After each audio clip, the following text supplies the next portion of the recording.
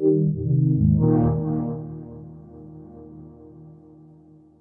I'm Pete Lake, producer at Criterion Games. So Pete, what are you showing new here with Battlefront 2 here at this event?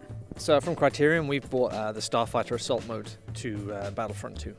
So what are some of the challenges when basically having a whole separate game within its own game? Because I've been playing the Starfighter Assault and it's completely different than the normal game.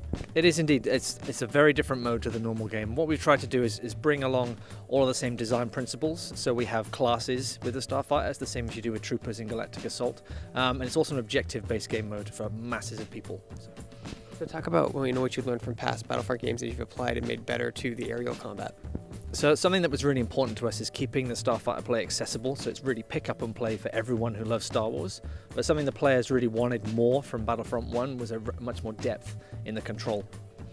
So talk about the locations we'll be fighting on. You guys have a lot of epic locations, including new ones that haven't been seen before. Yeah, we've worked really closely with Lucasfilm here to develop some brand new locations for the Star Wars Starfighter Assault mode. So we have Fondor, which is an Imperial dockyard, which is a truly authentic location. It's one of the 5 different maps we have in Starfighter Assault, including a new trilogy map with in the unknown regions. What are some of the challenges when creating, an aerial assault game as opposed to like a first-person shooter?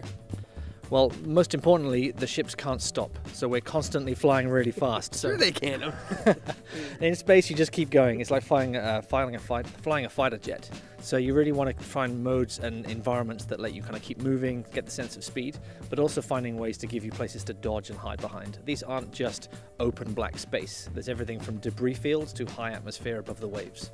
Can you talk about the different classes and how they each feel unique and different? Yeah, each of the 3 Starfighter classes, so we have the Fighter class, which is kind of an all-round multi-role, that's your X-Wings kind of thing, which are great against objectives, but also can hold their own in a dogfight. We have the Bomber class, which is really about objective play. They're really heavily armored, more of a tank, and they can get in there and do a lot of damage to the stationary objectives. And then you have Interceptors. These are the true dogfighters of the play, so they're very fast, very nimble, great lasers on them, but they don't have a lot of armament, so you have to, they're quite fragile. So you can go from first to third person. What are some of the challenges in making sure that a player can play in either perspective without being, cutting off, field of view from, bottom, right, top, all that good stuff? Yeah, so the camera view is really important when you get to the handling of a Starfighter. We've tried to balance that with first person and third person.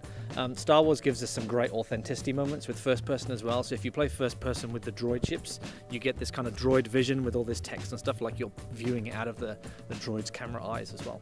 So what did Lucasfilm provide in terms of tech and support to help make the starfighting mode a reality? Yeah, so we've worked really closely with Lucasfilm for a number of years now at Criterion with the VR mission we made, but then also now with Battlefront 2. So we get everything from them as far as all of the digital assets and all of the prop assets from the movie. So these are 100% authentic to the Star Wars universe. We've also worked really closely with them to design some of the ships for HD that you've never seen before. Some of them have been seen only in like the Clone Wars or the Rebels TV series, and we worked really closely to like Yoda's Jedi Starfighter to figure out what that would look like as if it was in a movie. So for someone like myself who's used to boots on the ground, first-person shooters, how do you make aerial combat accessible but at the same time extremely deep? We've made it very clear with the control, so you can just pick up and play and fly around. If you want to, you can turn all the options right down and have lots of assists on, so you can just fly the Starfighter with one stick, all the way through to having it turn everything off, and you can control your roll and your pitch and your yaw and everything with both sticks. It's also a very objective-driven game, so it's very clear to the player what they need to do at any one moment. It's not just turning around and shooting people. And when does Star Wars Battlefront 2 come out? It comes out November the 17th this year.